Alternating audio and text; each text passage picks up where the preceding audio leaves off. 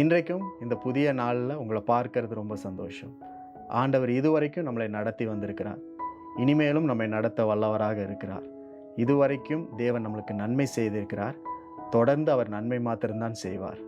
உபாகமம் 1ஆம் அதிகாரம் 31வது வசனத்தில் இப்படி படிக்கிறோம். ஒரு மனிதன் தன் பிள்ளையை சுமந்து கொண்டு போவது போல நீங்கள் இவ்விடத்திற்கு வருகிற வரைக்கும் நடந்து வந்த வழிகள் எல்லாவற்றிலும் உங்கள் தேவனாகிய கர்த்தர் உங்களை சுமந்து கொண்டு வந்ததை கண்டீர்களே.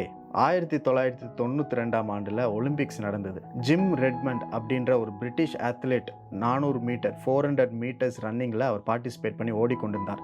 செமிஃபைனல்ஸில் அவர் ஓடிக்கொண்டிருக்கும் பொழுது அவர் கால் அடிபட்டுருச்சு, இன்ஜுரி ஆயிடுச்சு. அவரால் வேகமாக ஓட முடியல, நொண்டி ஓடிட்டு இருந்தார். ஹாப் பண்ணிகிட்டே அவர் போயிட்டே இருந்தார். தூரத்தில் உட்காந்து பார்த்து கொண்டிருந்த அவருடைய தகப்பன் என்ன பண்ணார்னா, உடனே எட்டி குதிச்சு ட்ராக்ல தோல் மேலே கையை போட்டுட்டு அவர் அந்த ஃபினிஷ் லைனில் கிராஸ் பண்ணுற வரைக்கும் அந்த ஜிம் ரெட்மண்ட் என்ற அத்லெட்டுக்கு அவர் உதவி செய்தார். அந்த ஆண்டு வெற்றி பெற்றவங்களை பாராட்டி பேசுகிறத விட இந்த நிகழ்வு தான் ரொம்ப அதிகமாக பேசப்பட்டது. உங்களுடைய பரலோக தகப்பன் உங்களை தூக்கி சுமக்கிறவராக இருக்கிறார். உங்களோடு கூட வருகிறவரும் அவர் தான்.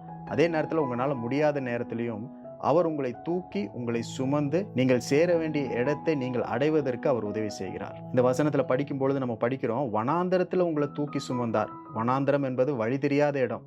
வழி தெரியாத இடத்திலேயே உங்களை தூக்கி சுமந்தார் அப்படின்னா, இன்றைக்கு நமக்கு அனுகூலமான வழிகளை நாம் பார்க்கிறோம். இந்த நேரத்திலையும் அவர் நம்மளை தூக்கி சுமப்பார். நீங்கள் எதை குறித்தும் கவலைப்பட வேண்டாம். வசனத்துல சொல்லப்பட்டிருக்கு, இந்த இடத்திற்கு வருகிற வரைக்கும் அவர் சுமந்தார் அப்படின்னு சொல்லப்பட்டிருக்கு.